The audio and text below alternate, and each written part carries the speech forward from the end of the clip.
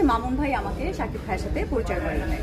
ওইটাই হচ্ছে আমার শাকিব ভাইয়ের সাথে প্রথম দেখা বানারসে। শাকিব ভাই একজন মেগা স্টার, উনি অনেক বেশি প্রফেশনাল আর অনেক বেশি মানে হার্ড ওয়ার্কার। এই সিনেমাতে আমার জার্নিটা স্টার্ট হয়েছে, প্রথমে আমি এটা বলবো যে আমার মিডিয়াতে জার্নি স্টার্ট হয়েছে অ্যাজ এ ফ্যাশন মডেল হিসেবে। সো ওই জায়গা থেকে আমি একটা মানে মডেল হিসেবে এতদিন কাজ করতাম, যেহেতু অ্যাজ এ মানে ফ্যাশন মডেল হিসেবে এখানে এন্ট্রি করেছি।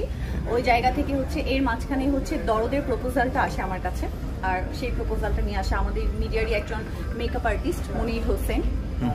তো ভাইয়ার মাধ্যমেই হচ্ছে আমার দরদের প্রপোজালটা আসে। এরপর হচ্ছে আমার মামুন ভাইয়ের সাথে কথা হয়, তারপর হচ্ছে আমাদের দরদের যে সানিয়াত ভাই আছে ডিরেক্টর, তো ওনার সাথেও কথা হয়। তো ওই জায়গা থেকে মামুন ভাই তখন হচ্ছে বানারসে ছিল, বাট সানিয়াত ভাইয়ার সাথে আমার ছোট একটা মিটিং হয়। ইভেন ওইখানে হচ্ছে আমি অডিশনও দিয়েছি।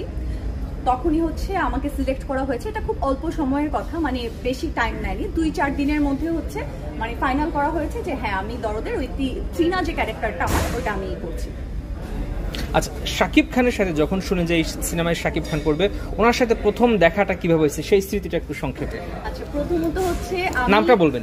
হ্যাঁ, প্রথমত হচ্ছে আমি যেহেতু আমাদের শুটিংটা হচ্ছে বানারসে, তো আমি বানারসে যাওয়ার আগেই হচ্ছে ওখানে অলরেডি শাকিব ভাইয়ের মানে শুট হচ্ছিল। মামুন ভাইরা তখন ওখানেই ছিলেন, আমি হচ্ছে পরে গিয়েছি। তো পরে গিয়ে যেদিন হচ্ছে আমি বানারসে পৌঁছাই, এরপরে হচ্ছে সারাদিন রেস্ট করে আমি যখন সন্ধ্যায় সেটে যাই, তখন হচ্ছে অলরেডি শাকিব ভাই হচ্ছে মানে ক্যারেক্টারে ছিল, উনি তখন হচ্ছে শুট করছিল।